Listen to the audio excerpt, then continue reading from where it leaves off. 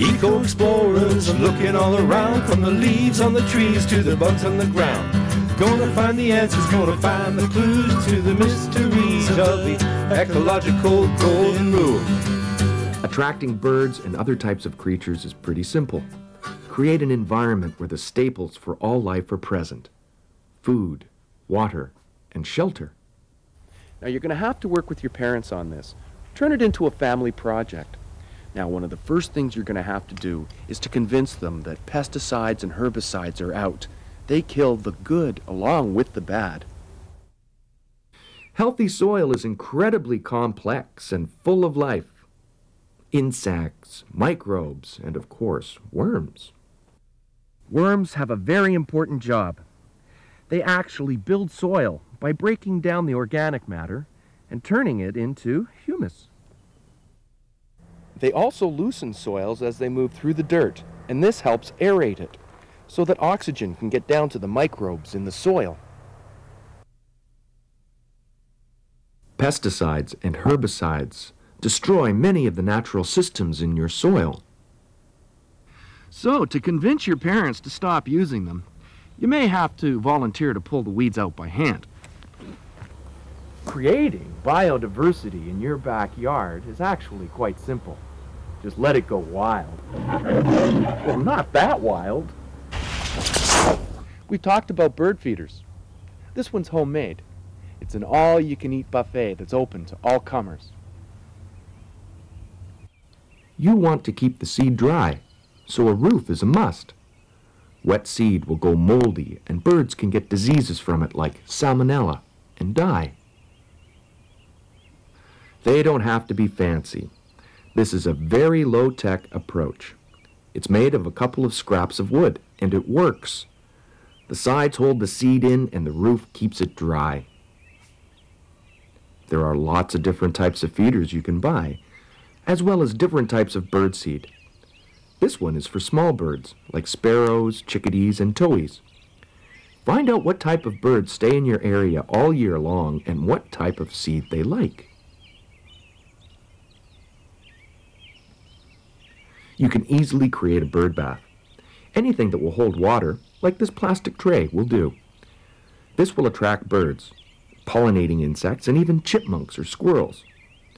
Birds in particular need to bathe. They have to keep their feathers clean in order to fly. After a bird splashes around in the water, they will fly to a perch nearby and preen. Preening is important. Birds have to keep their plumage clean so that the smaller feathers fit tightly together, enabling them to fly.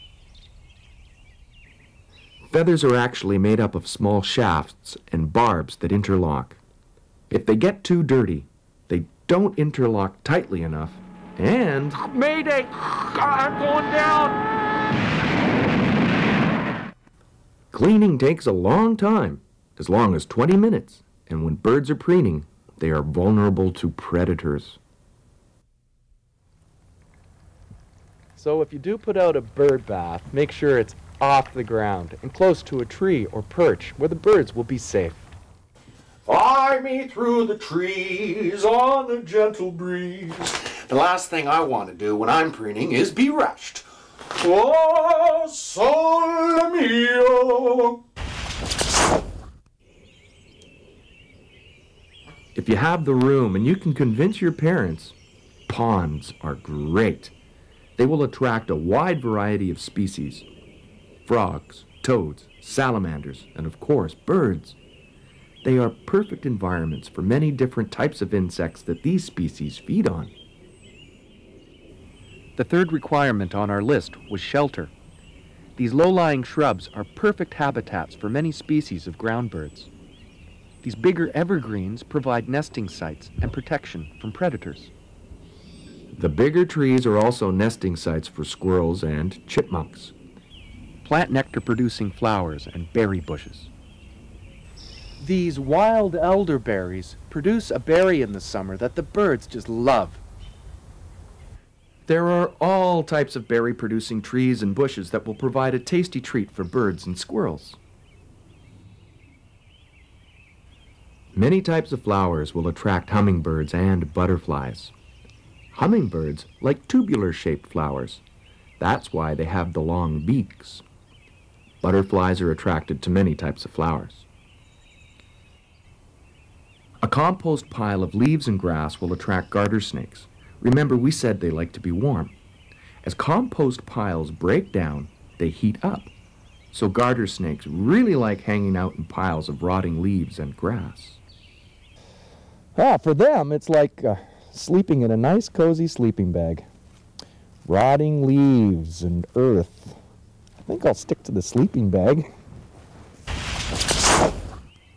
The key is to provide the basics for survival: food, water, and shelter.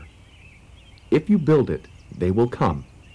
And don't forget, spiders and birds are natural pest control agents, so the more of them we have, the better. Backyards. There's lots of backyards out there. If we all work to create biodiverse ecosystems at home naturally, we will be helping the planet. Many of the ecosystems on the planet are in decline, and growing cities and urban areas are part of the reason. Cities and suburbs are increasing in size, and so are the number of backyards. So, by turning our backyards into full-cycle ecosystems without the use of herbicides and pesticides, we are actually helping the environment. Now, that's progress. And the Earth thanks you. So go home and talk with your parents. The more trees and bushes you plant, the better. Turn it into a family project. You'll have fun and you'll help the environment. An ecosystem in your backyard. Sounds good to me. Well, see you next time.